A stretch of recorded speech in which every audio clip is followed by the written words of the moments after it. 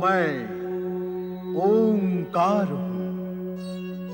भव सागर में जहां कष्टों की भयंकर लहरें उठती हैं, जहां पग पग पर झंझावात मृत्यु का रूप धारण कर डुबो देने के लिए तत्पर रहता है, और जहां निराशा की गहराई निगल जाने के लिए मुंह खोले खड़ी रहती है, वहां यदि प्राणी मुझे अपने मन में थाम ले तो मैं पतवार हूं, मैं ओंकार हूं। आखेट के जीवित बच निकलने पर कन्नप तथा अंजैया एक दूसरे पर आरोप प्रत्यारोप लगाते हैं। जल की खोज में अनायास ही ये दोनों वेणी तथा देसिया के समीप पहुंच जाते हैं। जल पीते हुए उनकी पूर्व जन्म की स्मृतियां जागृत हो जाती हैं। उधर पवित्र शिवलिंग की मुखाकृति देख अंजैया को पूर्व जन्म का स्मरण होने लगता है। कन्नप के विचारों में खोई वेणी को उसका पिता बल्लाल प्रताड़ित करता है। कैलाश पर भोलेनाथ को भाव विभोर देख पार्वती चकित हो जाती है तथा शिव भक्ति से ओतप्रोत कन्नप मूक निरीह पशुओं का आखेट न करने का प्रण करता है, जिससे उत्तेजित उसका पिता उसे पीटते हुए घर से निकाल देता है। अचानक क्या हो गया भगवान? अघटित घटित हो गया है देवी। देवों के देव महादेव के लोचन से रक्तधारा बहने लगी है। यह शुभ संकेत नहीं है, अवश्य कुछ अशुभ घटित होगा। शुभ से अधिक सदा अशुभ ही होता रहता है। अब क्या होगा? देवी, ये कठोर परीक्षा का समय है। शिव भक्ति में समर्पित कोई परम भक्त इस संकट का अंत करेगा।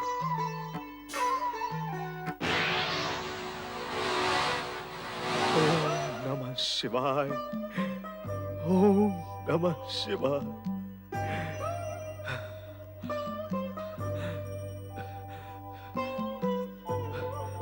ओम नमः शिवाय, ओम नमः शिवाय, ओम नमः शिवाय, ओम नमः शिवाय, ओम नमः शिवाय, ओम नमः शिवाय, ओम नमः शिवाय, ओम नमः शिवाय, ओम नमः शिवाय, ओम नमः शिवाय, ओम नमः शिवाय, ओम नमः शिवाय, ओम नमः शिवाय, ओम नमः शिवाय, ओम नमः शिवाय, ओम नमः शिवाय, ओम नमः शिवाय। क्या? शिव जी की आंख से रक्त? शिवाय, ओम नमः शिवाय। कन्नप, ओम कन्नप, नमः ये क्या किया शिवाय। तुमने? ओम ये नमः क्या किया? शिवाय, ओम नमः शिवाय, ओम नमः शिवाय। अपने ही हाथों से ओम अपनी नमः आंख शिवाय। फोड़ डाली? ओम ये क्या नमः किया तुमने शिवाय। कन्नप? कौन? वेणी, तुम यहाँ? चलो, कोई तो मेरे दुख में मेरे साथ है। मेरा दुख कम हुआ। वेणी, देखो, भगवान शिव शंकर की आंख ठीक हो गई। उनकी आंख से ज्योति निकलने लगी। देखो वेणी, देखो। ओम नमः शिवाय, ओम नमः शिवाय, ओम नमः शिवाय। वेणी, तुमने देखा कैसे भोलेनाथ की आंख ठीक हो गई? देखा कन्नप, देखा मैंने। अब तुम्हारी आंख का क्या होगा? क्या होगा? कुछ नहीं। अरे, एक आंख इस जगत को देखने के लिए क्या कम है? मेरी एक आंख होने का मुझे कोई दुख नहीं है। भगवान को मुझे एक आंख देने का जो सुख मिला है वो बड़ा है, बहुत बड़ा। और फिर वेणी, मेरी इस एक आंख से भगवान शिव शंकर के दर्शन का सुख तो मुझे मिलता ही रहेगा। ओम नमः शिवाय। ओम नमः शिवाय। ओम नमः शिवाय। ओम। अरे कन्नप, कैसे हुआ ये सब? क्या हो गया ये सब कन्नप?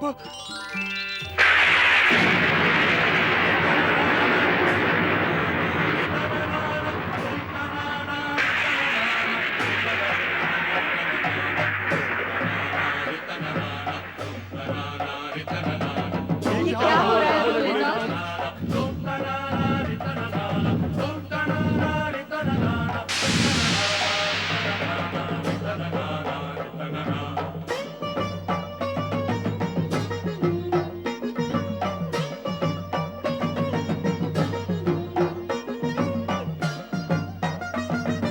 ब्रह्मदेव, अचानक ये विस्फोट की ध्वनि कहाँ से आई? ये चिंगारियाँ कैसी हैं? ये सब शिव की लीला है देवी। ये किसी परम और महान भक्त की परीक्षा का काल एवं संकेत है।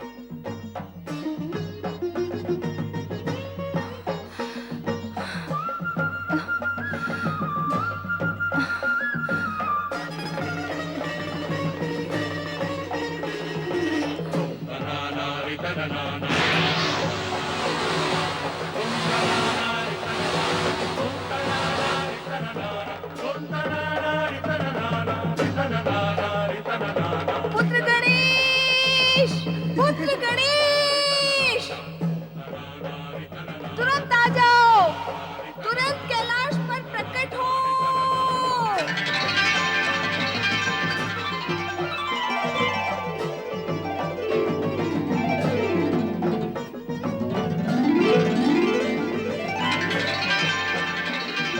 प्रणाम माता।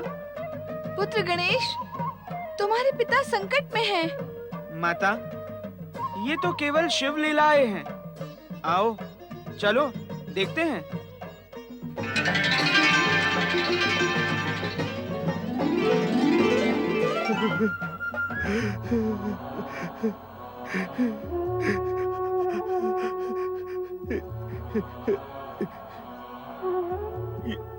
क्या हुआ?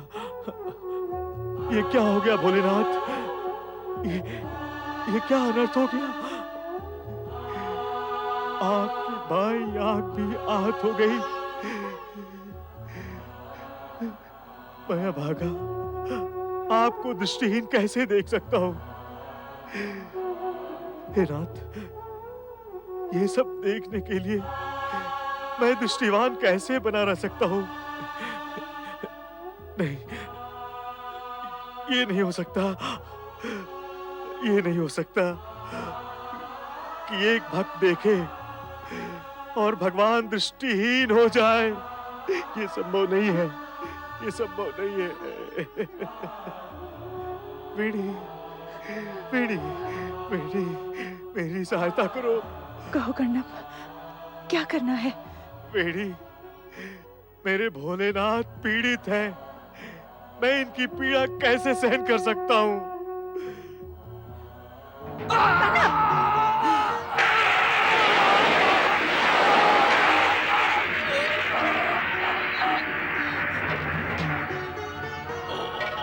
नमः शिवाय। ओम नमः शिवाय। ओम नमः शिवाय। बेड़ी, मुझे नेत्रहीन की सहायता करो बेड़ी। कन्नप, ये तुमने क्या किया कन्नप? क्या किया? कन्नप अपने भोलेनाथ के लिए कुछ भी कर सकता है और बेड़ी कन्नप के लिए सब कुछ कर सकती है।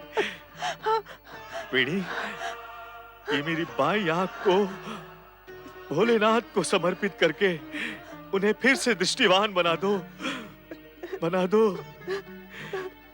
शीघ्र करो बेड़ी, शीघ्र करो। भोलेनाथ की वेदना का ये मूल कारण मैं हूँ। मैं पापी हूँ। शीघ्र करो। पार्वती परमेश्वराय नमो नमः। ओम नमः शिवाय।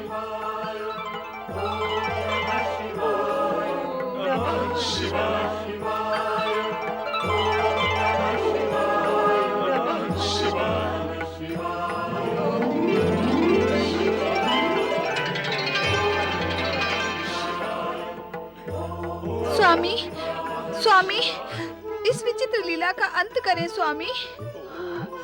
माता पार्वती, गणेश, प्रभु, प्रभु, गणेश जी, जय गणेश प्रभु, प्रभु, प्रभु, मेरे कन्नप की आंखें फिर से लौटा दे। वो नेत्रहीन होकर कैसे जी सकेगा? दया करें प्रभु, उसके नेत्र लौटा दे। वेणी, चिंता न करो, ये तो महादेव जी की परीक्षा है। अपने भक्तों को सदा सुखी बनाने के लिए भगवान शिव इस प्रकार की लीलाएं करते रहते हैं। तुम धैर्य धारण करो, सब कुछ ठीक हो जाएगा।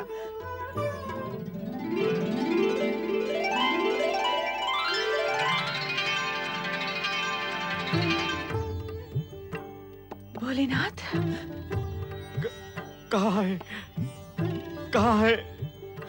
जय हो भोलेनाथ। भोलेनाथ, मैं अभागा कैसे भोलेनाथ के दर्शन करूंगा? कनप, मेरी, मैं अभागा कैसे भोलेनाथ के दर्शन करूंगा? तुम धन्य हो कन्नप, तुम्हारी भक्ति महान है।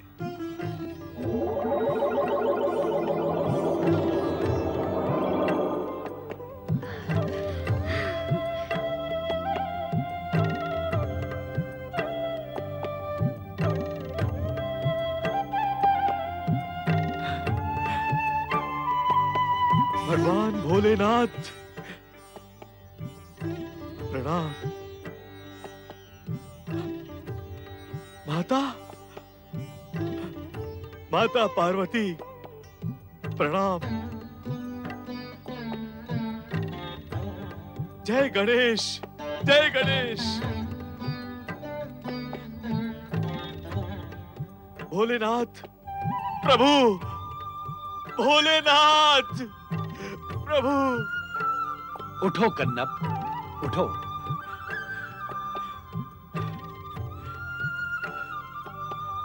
तुम तो भक्तों में श्रेष्ठ हो। जो भक्त अपने आराध्य के कष्ट को अपना कष्ट मानकर उसके निराकरण के लिए प्राण प्रण से जुट जाए, तो वो भक्त सदा सदा के लिए भक्त श्रेष्ठ के रूप में प्रतिष्ठित होता है। तुम दोनों ने जन्म जन्मांतर से हमारी आराधना की है। अब तुम दोनों शिवलोक के अधिकारी हो गए हो।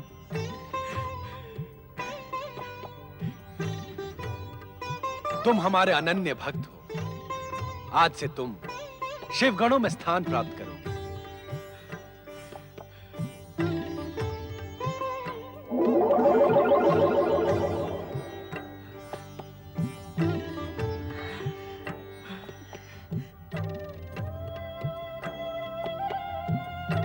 धन्य हो प्रभु, धन्य हो। अहो भाग्य हमारे प्रभु। भगवान भोलेनाथ की जय। माता पार्वती की जय। पार्वती नंदन श्री गणेश की जय।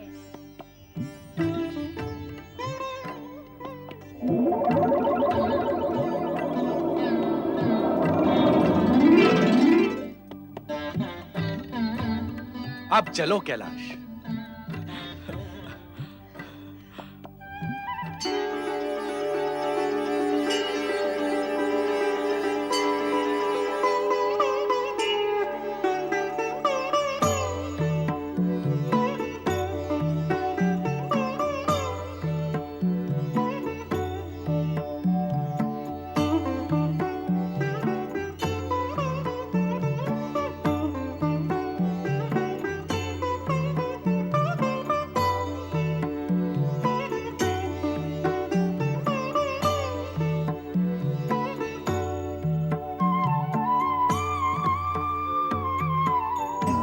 भगवान भोलेनाथ की जय। माता पार्वती की जय। शिव पार्वती नंदन श्री गणेश की जय। नंदी, आज्ञा करें प्रभु। आज्ञा नहीं, सूचना है। कहें देवाधिदेव महादेव।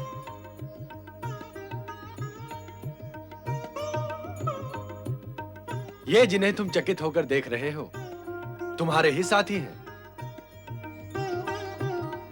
इससे पहले तो हमने कभी नहीं देखा इनको प्रभु। इन्हें शिवधाम की प्राप्ति अभी हुई है, तो तुम इन्हें पहले कहां से देखते? ये कणप और वेणी है। पिछले अनेक जन्मों से दोनों साथ हैं और हर जन्म में इन्होंने शिव भक्ति का आदर्श प्रस्तुत किया है। इस जन्म में तो कणप भक्ति की पराकाष्ठा तक जा पहुंचा, इसलिए शिवधाम का अधिकारी बन गया है। ये दोनों शिवगण के रूप में शिवलोक में रहेंगे। इनका स्वागत करो नंदी। आए, आपका कैलाश पर स्वागत है।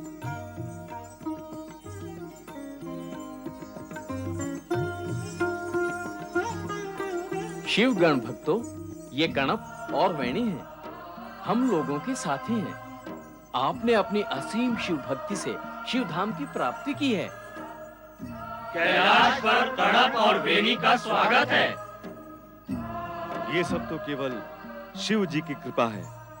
बोलो भगवान शिव शंकर की जय, भगवान भोलेनाथ की जय, माता पार्वती की जय, गणाधिपति श्री गणेश की जय। मैं ओंकार हूं। भव सागर में जहां कष्टों की भयंकर लहरें उठती हैं, जहां पग पग पर झंझावात मृत्यु का रूप धारण कर डुबो देने के लिए तत्पर रहता है, और जहां निराशा की गहराई निगल जाने के लिए मुंह खोले खड़ी रहती है, वहां यदि प्राणी मुझे अपने मन में थाम ले तो मैं पतवार हूं, मैं ओंकार हूं। वन मार्ग में कन्नप की भेंट वेणी से हो जाती है। वो उसे अपने पिता बल्लाल के पास ले जाती है, किंतु बल्लाल दोनों का विवाह करना तो दूर अपमानित कर कन्नप को निकाल देता है।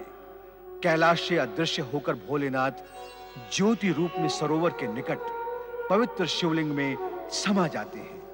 पवित्र शिवलिंग के समीप हिरण का आखेट करने के लिए शिवप्पा तीर छोड़ता है, किंतु वो शिवलिंग की मुखाकृति पर लगता है और मुखाकृति के नेत्र से रक्तधार बह उठती है।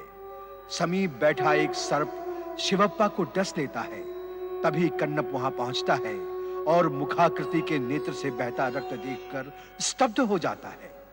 इस घटना से श्री हरि विष्णु भी चकित हो उठते हैं। शिव भक्त की कल्याणकारी कथा सुनकर हम धन्य हो गए प्रभु।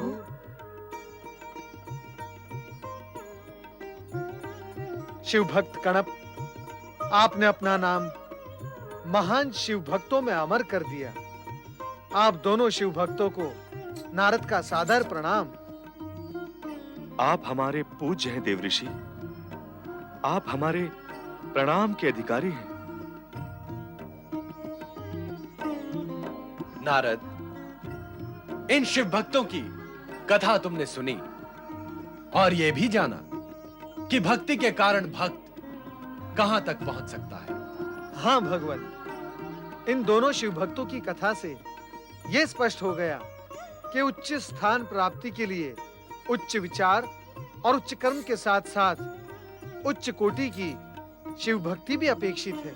यदि तुम इस सत्य को स्वीकार करते हो तो नारद, अब यह तुम्हारा नैतिक कर्तव्य है कि तुम संपूर्ण जगत को यह संदेश दो कि सच्ची भक्ति से भक्त समस्त कष्टों का निवारण करके जन्म मरण के बंधनों से मुक्त हो जाता है। भगवान, नारद और करता भी क्या, सारा जीवन और समय प्राणियों को मुक्ति मार्ग का संदेश देने में ही व्यतीत हुआ है और भविष्य में भी यही क्रम चलता रहेगा। मैं तो चला आपका संदेश लेकर। नारायण नारायण। त्रिलोकीनाथ भगवान भोलेनाथ की जय। सर्वेश्वर शिव शंकर की जय।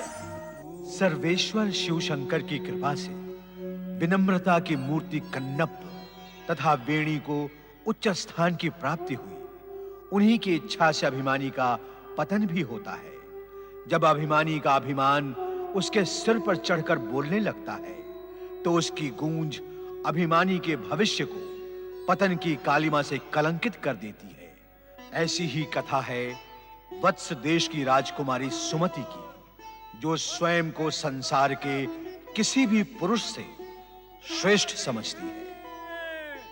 वत्स देश का गौरव, विजय श्री से सुशोभित अद्वितीय वीरांगना युवराज सुमति की जय जय जय। पधारो युवराज सुमति।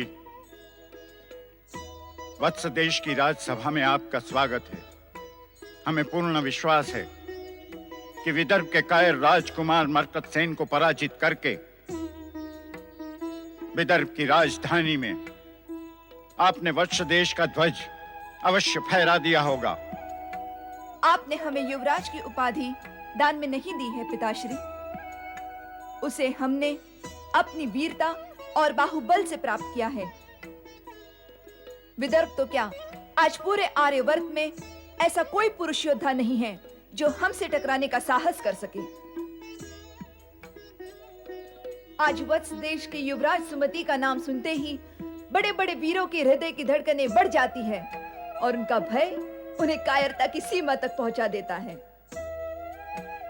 यही हाल विदर्भ के मरकतसेन का भी हुआ। हमारे प्रहारों की मार से वो रणभूमि छोड़कर दूर भाग खड़ा हुआ। हमें आप पर गर्व है युवराज। वत्स देश का बच्चा बच्चा हमारे इस गौरव में सहभागी है। बोलो, वीरों के वीर युवराज सुमति की जय जय जय। सभासदों, भगवान शिव ने हमें राजकुमार प्रदान नहीं किया, इसका हमें कोई दुख नहीं है, क्योंकि युवराज सुमति ने अपने कोई पुत्र से अधिक योग्य वत्स देश का सच्चा उत्तराधिकारी सिद्ध किया है। आप सत्य कह रहे हैं महाराज। आप ये भी जानते हैं कि हमने किसी पुरुष को अपने से श्रेष्ठ कभी नहीं समझा, क्योंकि नारी यदि ठान ले तो वो पुरुष की शक्ति के अभिमान को एक क्षण में छिन्न भिन्न कर सकती है। हमने पुरुष पर नारी की श्रेष्ठता सिद्ध कर दी है। हमने ये भी सिद्ध कर दिया है कि युद्ध कौशल में हम किसी भी पुरुष से बढ़ चढ़कर हैं। जो भी पुरुष युवराज सुमति से टकराएगा वो चूर चूर हो जाएगा। महान योद्धा युवराज सुमति की जय जय। बंद करो, बंद करो ये जय जयकार। राजन,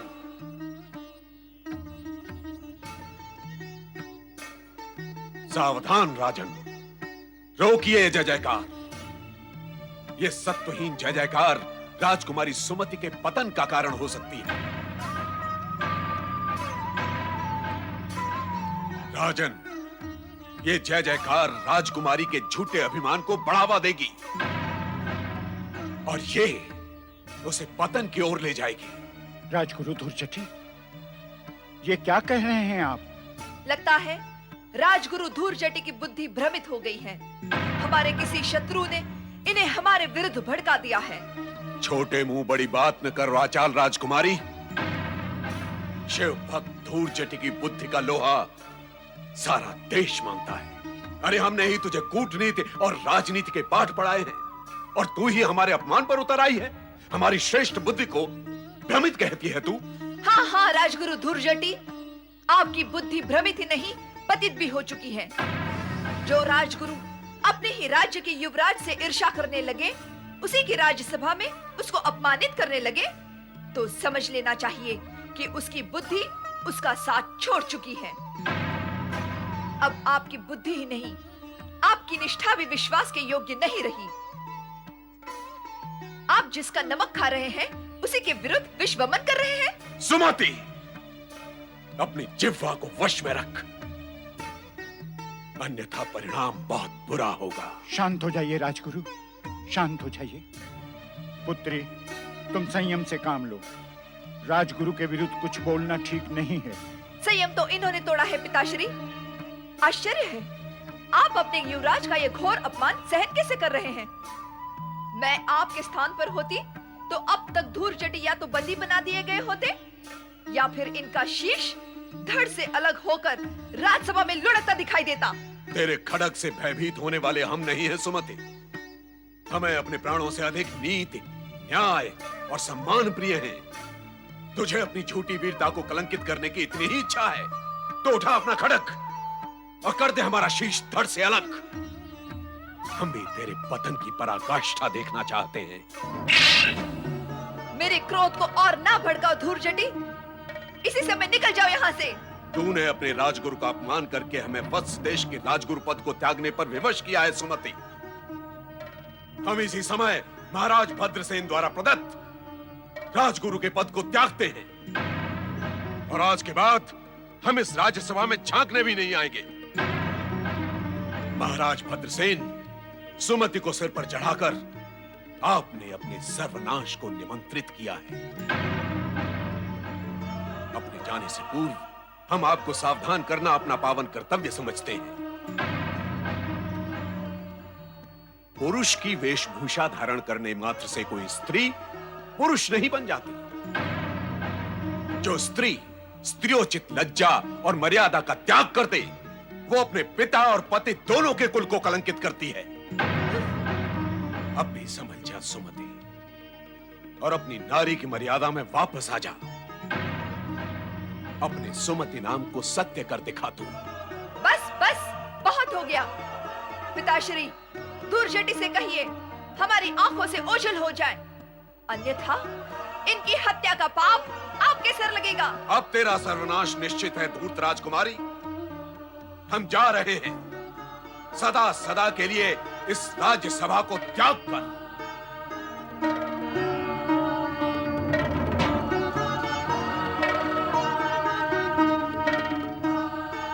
सुमति, जो कुछ हुआ अच्छा नहीं हुआ। जो कुछ हुआ अच्छा ही हुआ महाराज। एक क्रोधी अभिमानी राजगुरु से आपकी राजसभा को मुक्ति मिली है। ये तो धूर्जटी का सौभाग्य है कि वो यहाँ से जीवित लौट गया।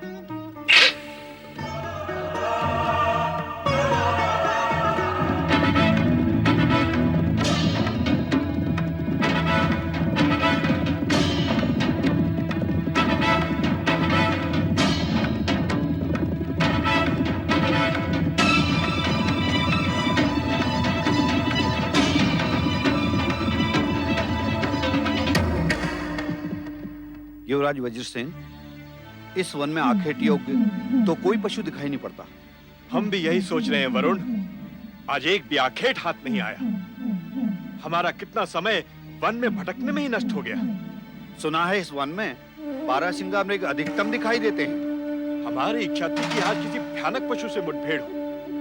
बेचारे मृगों को मारना कोई वीरता की बात नहीं है।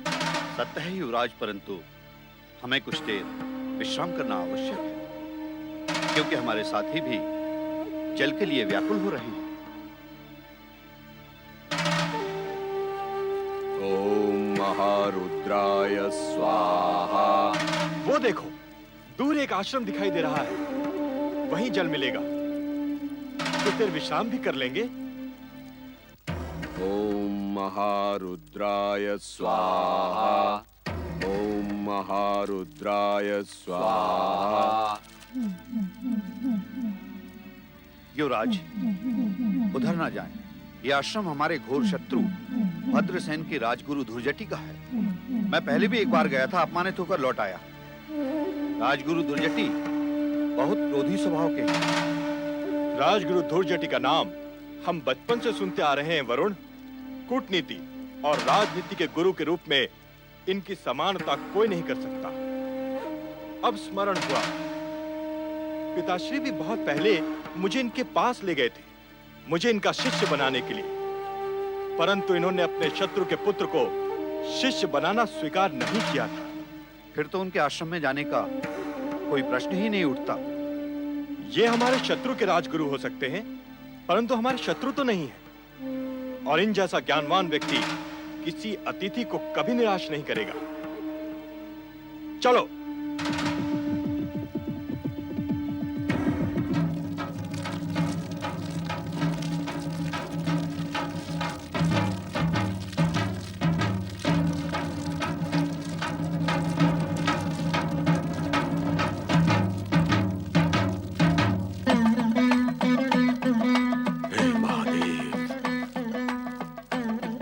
देवाधिदेव, आपके इस भक्त का ऐसा घोर अपमान, ऐसा तिरस्कार आज से पूर्व कभी नहीं हुआ। उस उत्कंठ राजकुमारी ने मर्यादा की सारी सीमाओं को लांघकर हमें मारने के लिए खड़ग उठा लिया। वो तो आपकी कृपा थी कि हम यहाँ जीवित लौट आए। अब कुछ ऐसा करें भोलेनाथ कि हमारा धधकता हुआ हृदय शांत हो सके। कोई ऐसा उपाय करें महादेव कि उस धृष्ट सुमति को उसकी करनी का दंड मिले। जब तक ऐसा नहीं होगा शिव शंकर, हमारा तप्त हृदय इसी हवन कुंड की अग्नि की भांति जलता रहेगा।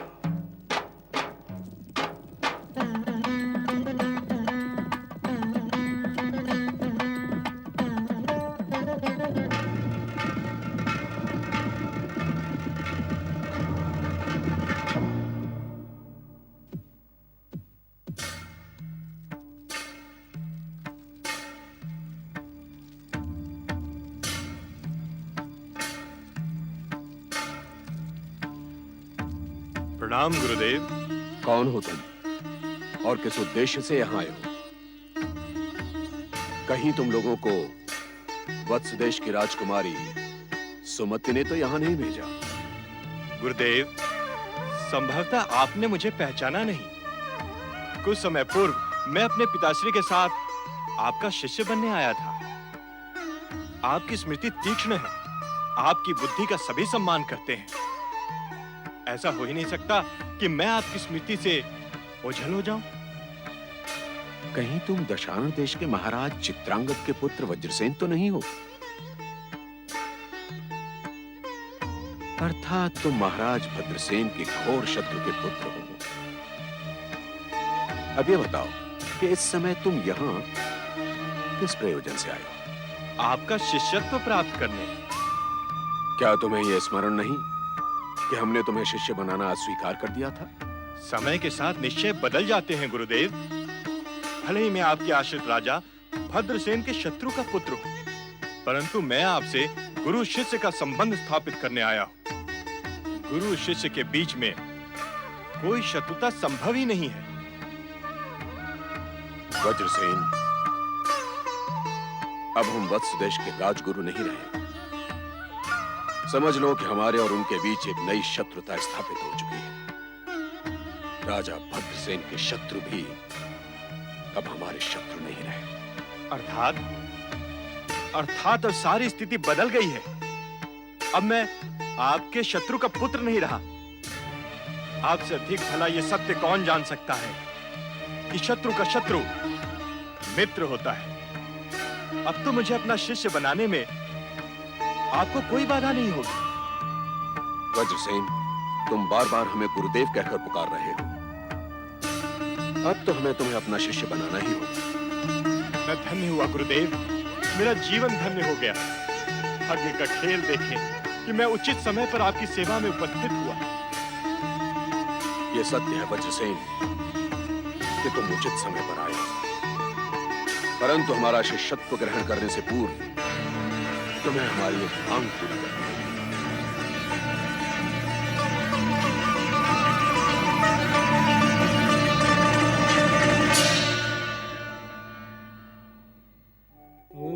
मैं ओंकार प्राणी मुझे स्थूल दृष्टि से देखे, तो मैं शून्य हूं, और सूक्ष्म दृष्टि से देखे तो मैं दीर्घाकार हूं।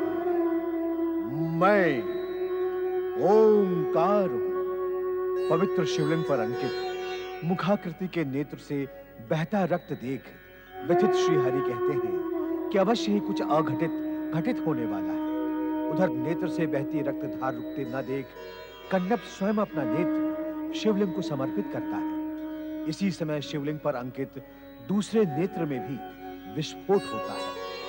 ब्रह्मा जी इसे किसी महान शिव भक्त की परीक्षा बताते हैं। चकित पार्वती अपने पुत्र श्री गणेश का आवाहन करती है।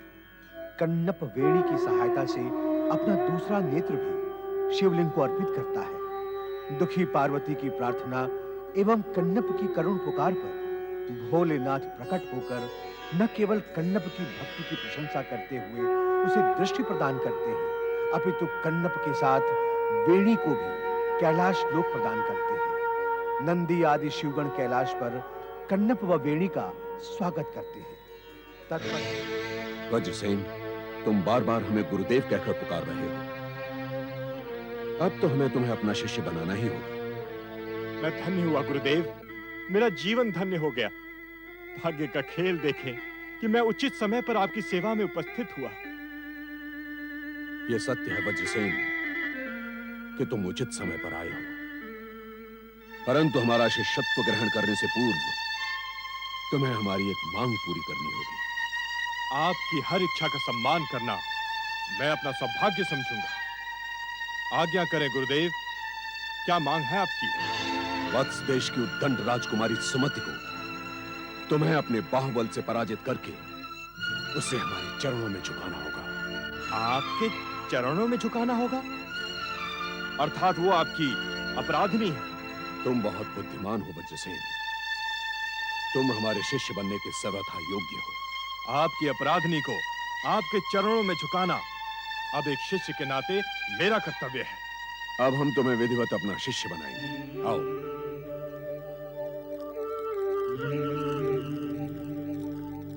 भगवान शिव के समक्ष हाथ जोड़कर बैठ जाओ और हमारे शब्दों को दोहराकर प्रतिज्ञा करो।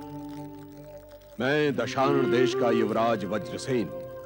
मैं दशार्ण देश का युवराज वज्रसेन। मैं भगवान शिव की शपथ लेकर प्रतिज्ञा करता हूं कि निष्कपट होकर विनम्र और सरल भाव से गुरु धूर्जटि का शिष्यत्व स्वीकार करता हूं। मैं भगवान शिव की शपथ लेकर प्रतिज्ञा करता हूं कि मैं निष्कपट होकर सरल और विनम्र भाव से गुरु धूर्जटि का शिष्यत्व स्वीकार करता हूं। मैं उनके प्रति सदा प्रामाणिक रहूंगा और उनके आदेश को अपना धर्म समझकर स्वीकार करूंगा। मैं अपने गुरु के प्रति सदा प्रामाणिक रहूंगा तथा उनके हर आदेश को अपना धर्म समझकर स्वीकार करूंगा। विजयी भव। भगवान शिव तुम्हारी मनोकामना पूर्ण करे और तुम हमारे योग्य शिष्य बनो। मैं हृदय से आपका कृतज्ञ हूं गुरुदेव। मैंने स्वप्न में भी नहीं सोचा था कि मेरी वर्षों की कामना आज यूं अचानक पूर्ण हो जाएगी। मैं धन्य हुआ।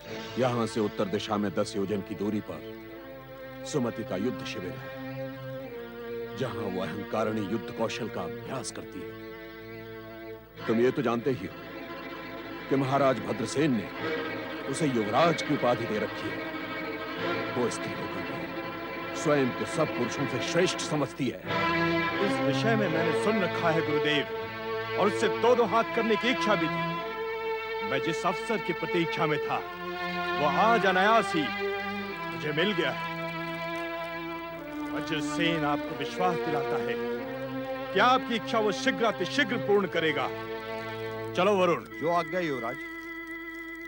प्रणाम गुरुदेव। स्वस्ति।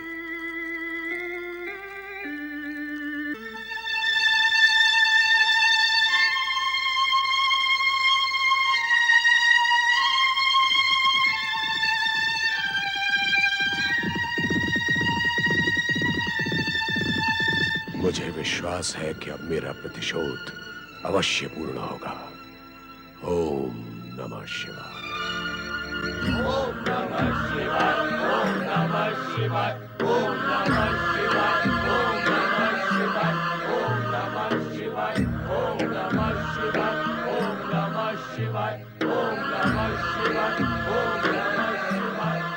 परमेश्वराय नमो नमः। आज पति परमेश्वर अत्यंत प्रसन्न दिखाई दे रहे हैं। कोई विशेष बात? देवी, आज समाधि से जागते ही तुम हमें प्रसन्न वदन दिखाई दी। अन्यथा सदा ही तुम हमारे सामने गंभीर और चिंतित दिखाई देती हो। मेरा सौभाग्य है कि आज आपकी कृपा दृष्टि मुझ पर पड़ी। प्रसन्नता के इस अवसर पर क्या मेरी इच्छा पूर्ण करेंगे स्वामी? अवश्य पूर्ण करें। यदि हमें तुम्हारी इच्छा में हमारी इच्छा का प्रतिबिंब दिखाई देगा। आपकी इच्छा भला मैं कैसे जान पाऊंगी स्वामी? तो फिर हमसे क्यों आशा करती हो कि हम तुम्हारी इच्छा समझ जाएं? आप अंतर्यामी हैं, कण कण का हाल जानते हैं। मेरी छोटी सी इच्छा को जान लेना भला आपके लिए कौन सी बड़ी बात है? हम तुम्हारी इच्छा जान चुके हैं देवी। अब हमसे पूछो हमारी इच्छा क्या है? आप विनोद क्यों कर रहे हैं स्वामी? बताएं, मेरी इच्छा पूर्ण करेंगे या नहीं? क्या तुम्हें हम पर विश्वास ही नहीं है? संसार में जो आप पर विश्वास नहीं करता, वो अपने पर से भी विश्वास खो बैठता है स्वामी। फिर मैं तो आपके चरणों की दासी हूँ। तुम्हारी इच्छा ने हमारी इच्छा को भी नवजीवन दे दिया। अब हम दोनों की इच्छा एक हो चुकी है। अर्थात अब आप मेरे साथ गगन विहार करने के लिए स्वीकृति देते हैं? क्यों नहीं? माता, आप मुझसे कुछ कहना चाहती हैं? नहीं नहीं नंदी, मैं स्वामी से कुछ निवेदन करना चाहती हूँ। अब और क्या निवेदन करना शेष रह गया है देवी? स्वामी, जब जब हम कैलाश से प्रस्थान करते हैं, नंदी और शिवगण हमारे लौटने की चिंता में दुखी हो जाते हैं। हमें इन्हें बताकर जाना होगा कि हम कब तक लौट कर आएंगे। इनकी चिंता न करो देवी, ये हमारी चिंता करें इससे पहले ही हम लौट आएंगे। प्रस्थान करते हैं। सेनापति वरुचि, सैनिक के मस्तक पर स्थित कद्दू को अपना लक्ष्य बनाकर बाण चलाओ। जो आज्ञा युवराज। वेद दो कद्दू को।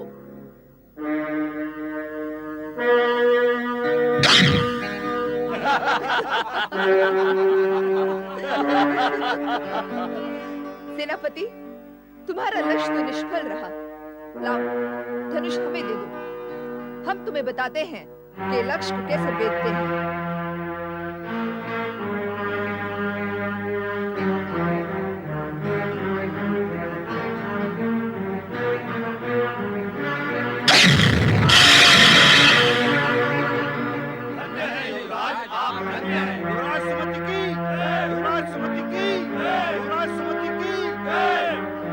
सैनिक, दो तलवारें प्रस्तुत करो। जो आज्ञा।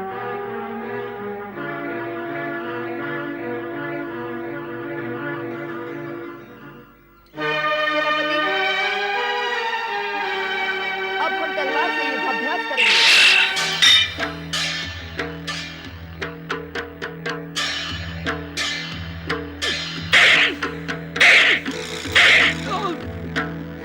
तुम हम पर डर डर कर प्रहार क्यों कर रहे हो? क्या युद्ध भूमि में अपने शत्रु पर डर डर कर प्रहार करोगे? या तुम्हारी वीरता हमारे भय के कारण भाग खड़ी हुई है? नहीं युवराज, हम आपसे भयभीत नहीं हैं। भयभीत होना और क्या होता है?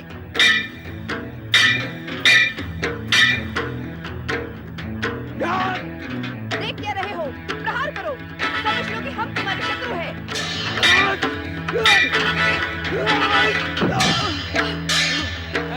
युवराज, आपकी वीरता धन्य है। युवराज सुमति की, युवराज सुमति की। सेनापति वरुचि, ऐसा लगता है कि तुम्हारी रुचि युद्ध में नहीं रही।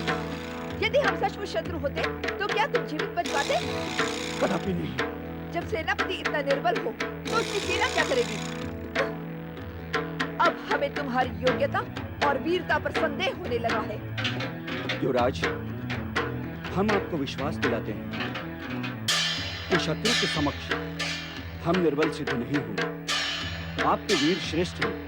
कोई भी वीर अकेला आपका युद्ध में सामना नहीं कर सकता। तुम जो कह रहे हो वो सत्य है। आओ अब गदा युद्ध का अभ्यास करते हैं। जो आज्ञा युवराज। गदाएं प्रस्तुत हो।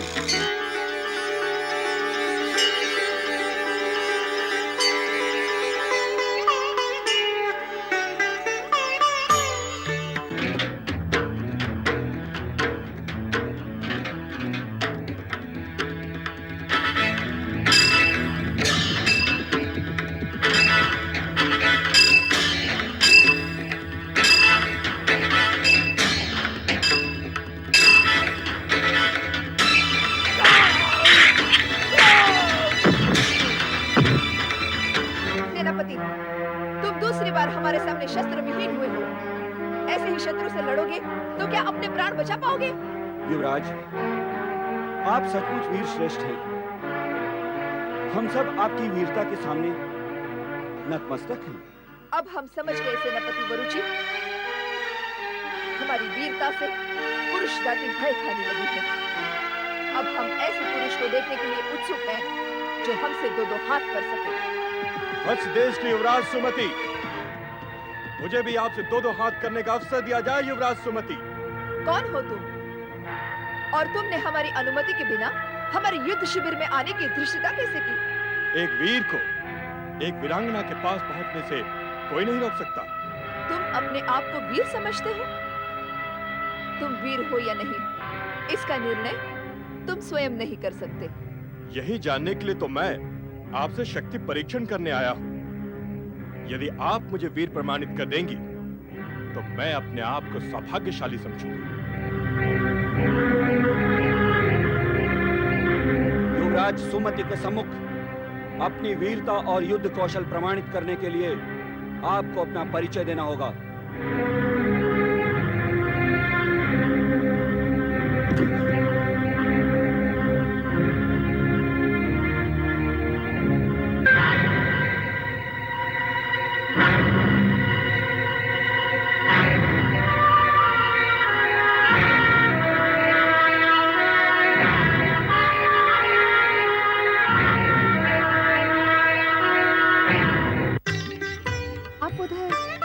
स्वामी, हम उसी व्यक्ति को देख रहे हैं देवी, जिसे हम अपनी दिव्य दृष्टि से देखकर मुस्कुराए थे।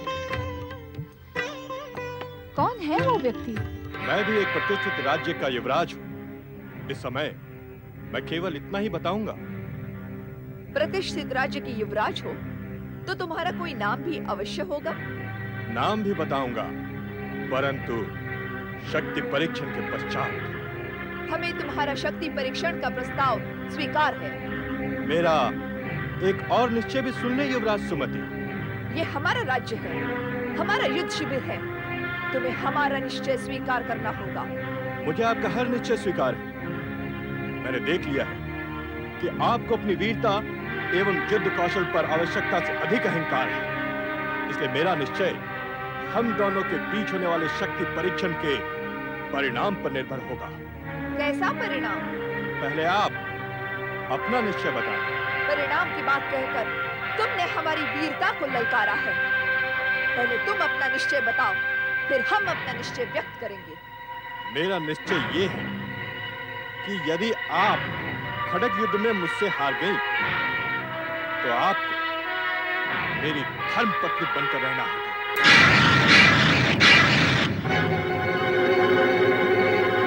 सदा सदा के लिए मेरी आज्ञा का पालन करना होगा। कदापि नहीं। हमें किसी भी पुरुष के अधीन रहना स्वीकार नहीं। हमारे शिविर में आकर ऐसी धृष्टता करने वाला हमारे दंड का पात्र होता है। परंतु पहली बार के अपराधी को क्षमा करना हमारी परंपरा रही है। अब तुम जा सकते हो।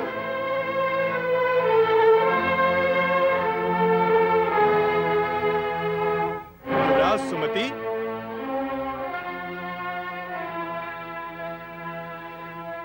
क्या मैं ये समझ लूं कि युवराज सुमति की वीरता की डींगें खोखली हैं? आप में किसी पुरुष वीर की ललकार स्वीकार करने का साहस नहीं है? सुंदरता को धारण करने वाली सुकुमारी राजकुमारी सुमति में किसी सच्चे वीर पुरुष से टकराने का साहस नहीं है? सावधान! हमारे वीर युवराज का अपमान करने वाले को हम जीवित नहीं छोड़ते। जो हम पर वार करता है उसे हम भी जीवित नहीं छोड़ते। यदि साहस है तो वार करो और परिणाम देखो।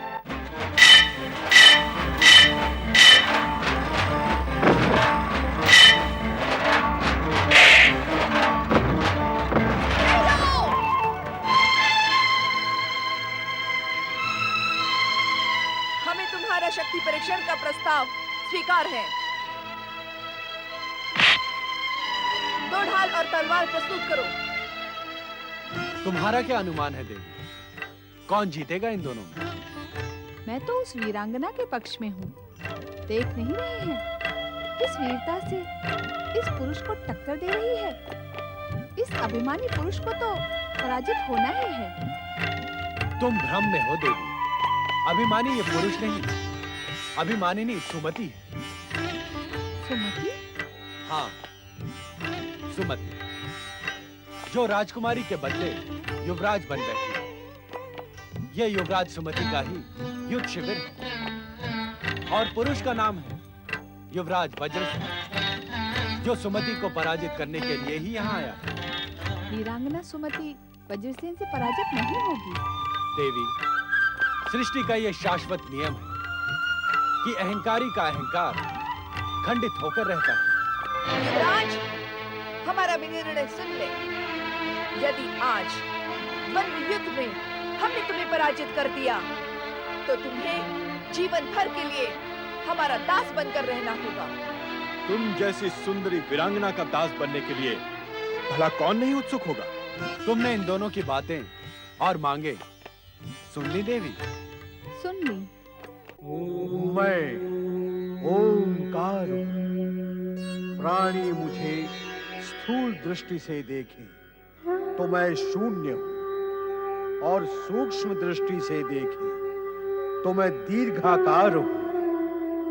मैं ओंकार हूं। तत्पश्चात शिव इच्छा पर नारद समस्त संसार को सत्कर्म, सत्य पालन, सदाचार एवं भक्ति का पाठ पढ़ाने के लिए प्रस्थान करते हैं। भोलेनाथ के लिए ये समस्त संसार एक स्वप्न मात्र है जो उनकी कल्पना के निमित्त अपने अपने कर्मों में व्यस्त रहता है। इसी घटनाक्रम में एक दिन वत्स देश का राजमहल अपनी युवराज सुमति के जय जयकारों से गूंज रहा था। वीरत्व के अहंकार में डूबी सुमति स्वयं ही बढ़ चढ़कर अप्रशंसा कर रही थी। तभी राजपुरोहित धूर्जटि ने उपस्थित होकर सुमति को संयमित होने का परामर्श दिया, जिससे क्रोधित सुमति ने धूर्जटि का शीश काटने तक की चेतावनी दे डाली।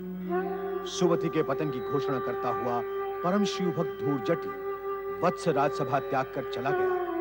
उधर दशाण देश का राजकुमार वज्रसेन वन प्रदेश में आखेट करने आता है, किंतु आखेट में असफल वज्रसेन व उसके सैनिक जल की खोज में धूर्जटि के आश्रम में पहुंच जाते हैं। वज्रसेन द्वारा शिष्यत्व ग्रहण करने के आग्रह पर कूटनीतिज्ञ धूर्जटि विचार विनिमय के पश्चात वज्रसेन से कहता है,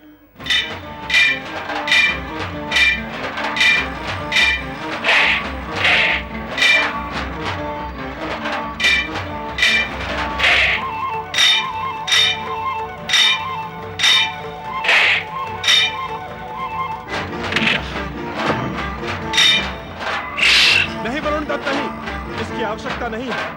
देखिए, वीरांगना सुमति वज्रसेन पर भारी पड़ रही है। वज्रसेन को जीवन भर के लिए सुमति का दास बनकर रहना होगा। अभी उन दोनों का द्वंद्व युद्ध समाप्त कहाँ हुआ है? देखती जाओ आगे क्या होता है।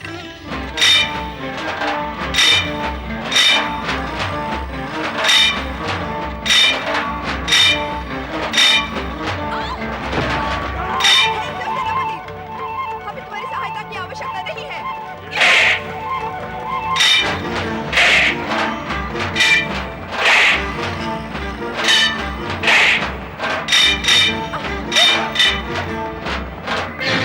युवराज सुमति पराजित हो गई।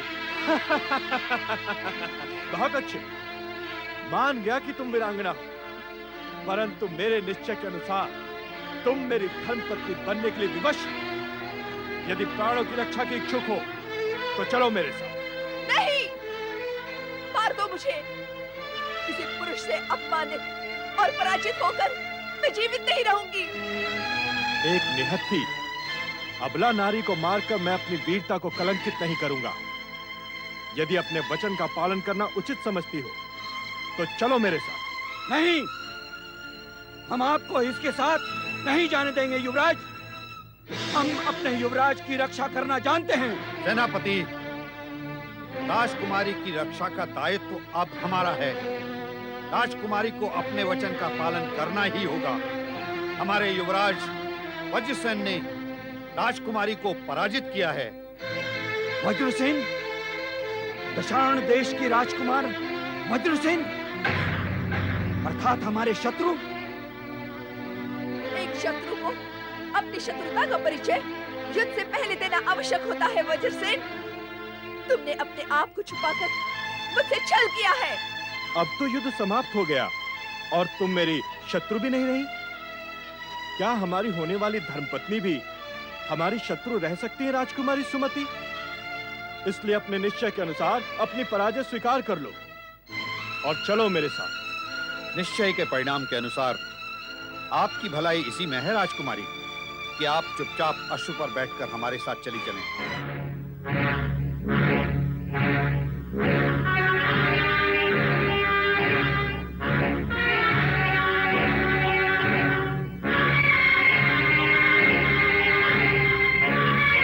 मेरा निश्चय ये है कि यदि आप खड़ग युद्ध में मुझसे हार गई तो आपको मेरी धर्मपत्नी बनकर रहना होगा। मेरा निश्चय ये है कि यदि आप खड़ग युद्ध में मुझसे हार गई तो आपको मेरी धर्मपत्नी बनकर रहना होगा। हमें तुम्हारा शक्ति परीक्षण का प्रस्ताव स्वीकार है। मैं स्वयं अपने अश्व पर जाऊंगी। मेरा अश्व प्रस्तुत हो।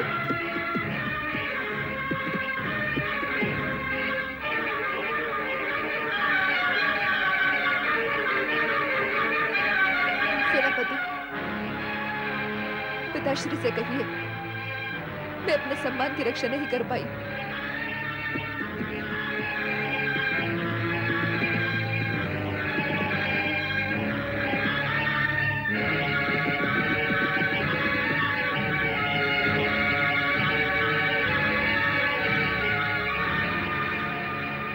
अब मैं महाराज को क्या मुंह दिखाऊंगा? यह एक वीरांगना नारी का अपमान है स्वामी। आपने वज्रसेन का पक्ष लिया और वह जीत गया। यह अन्याय है।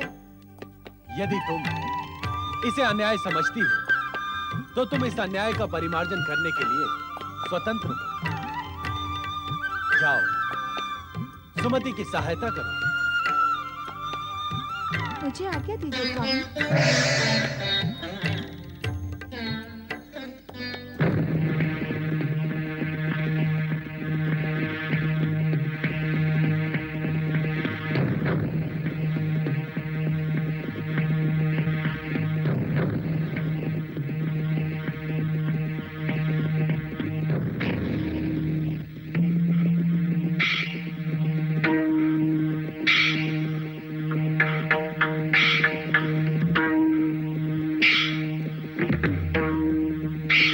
सेनापति वरुण,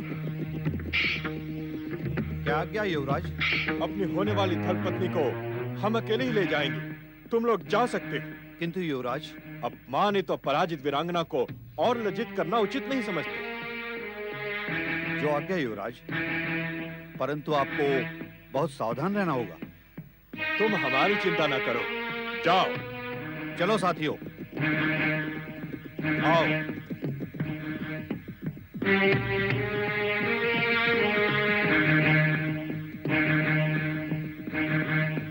जिसने तुम्हें पराजित किया, अपमानित किया, उसके साथ क्या तुम धर्मपत्नी बनकर रह पाओगी?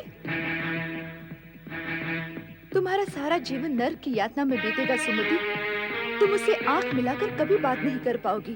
तुम्हारा सारा जीवन व्यर्थ हो जाएगा, व्यर्थ हो जाएगा, व्यर्थ हो जाएगा। क्या सोच रही हो मेरी होने वाली धर्मपत्नी? तुम्हारा जीवन अमूल्य है सुमति। तुम्हारी बाहुओं में अभी इतना बल है कि तुम इस स्थिति को बदल सकती हो। वचन के बंधन से निकलकर इस समय चतुराई और राजनीति से काम लो। निकल भागो यहाँ से, निकल भागो, निकल भागो। सुमति, ये तो वचन भंग है। ठहर जाओ सुमति, ठहर जाओ।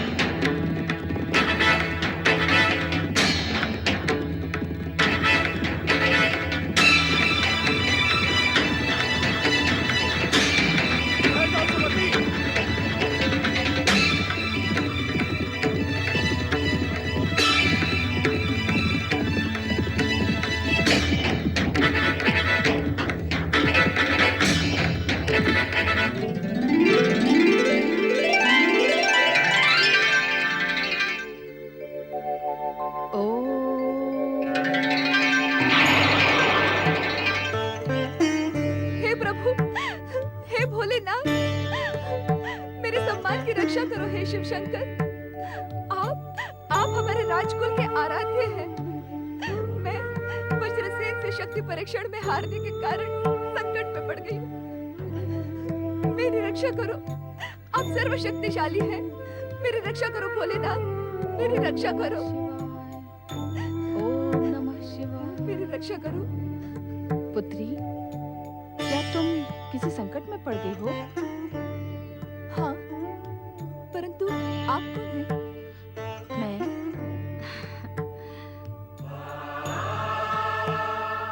मैं एक शिवभक्त ब्राह्मणी हूँ। मुझे पूर्ण विश्वास है शिव पार्वती पर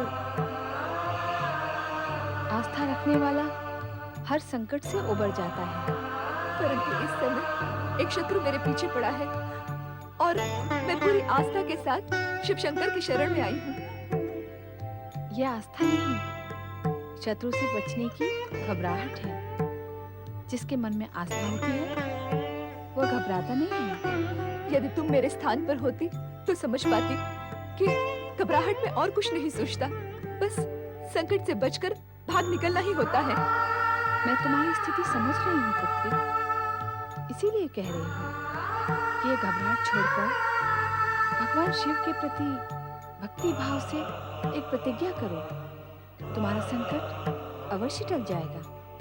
प्रतिज्ञा?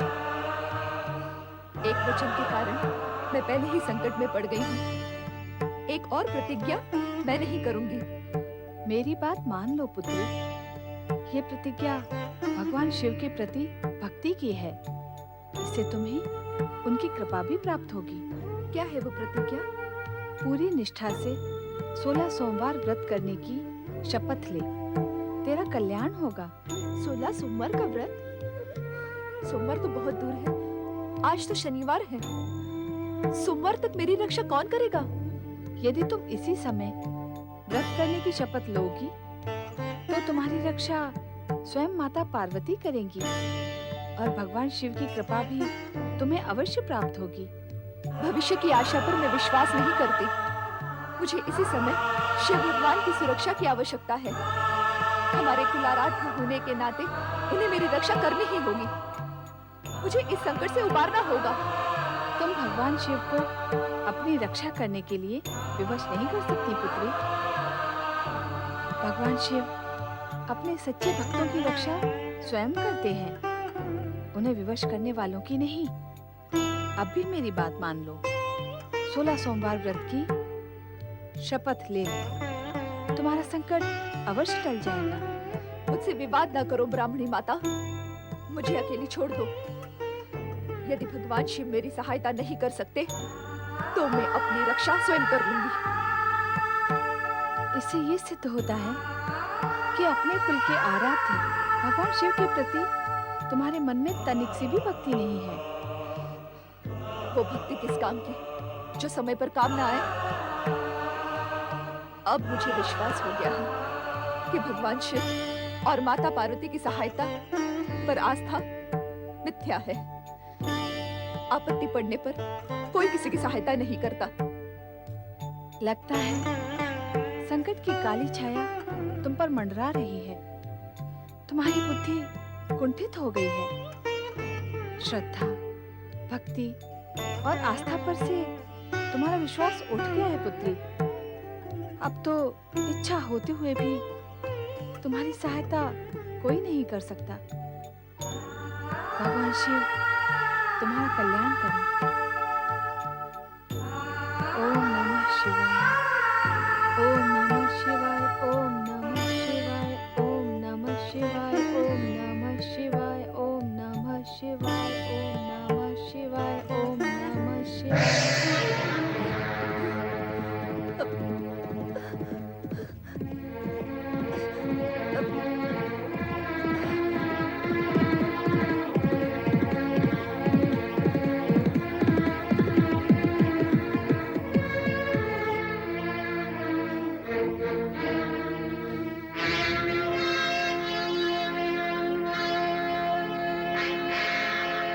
अश्वत्थ तो बाहर खड़ा है, ये कहां चली गई?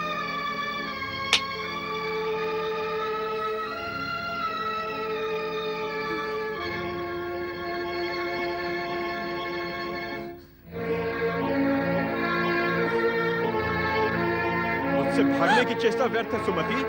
विधाता ने तुम्हारे भाग्य को मुझसे जोड़ दिया है। अब तुम मुझसे बचकर नहीं जा सकती। अपने को वीर पुरुष कहते हो तो वीर पुरुष जैसा व्यवहार करो। छोड़ दो मुझे।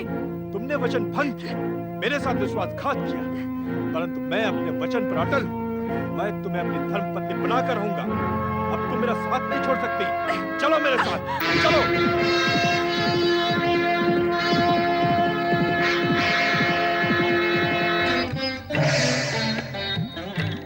क्या हुआ देवी? अपनी प्रिय सुमति को संकट से मुक्त किया या नहीं? उसकी बुद्धि भ्रमित हो गई है स्वामी। उसके मन में आपके या मेरे प्रति कोई भक्ति नहीं है। अर्थात अब उसे अपनी करनी का दंड मिलेगा। ये तो आप मुझसे अधिक जानते हैं स्वामी, किंतु सुमति ने मेरी बात न मानकर ठीक नहीं किया। हमने तुमसे पहले ही कहा था कि अहंकारी का अहंकार खंडित होकर रहता है। यही सृष्टि का अटल नियम है। अब चलो कैलाश, नंदी और शिवगण व्यग्र हो रहे होंगे।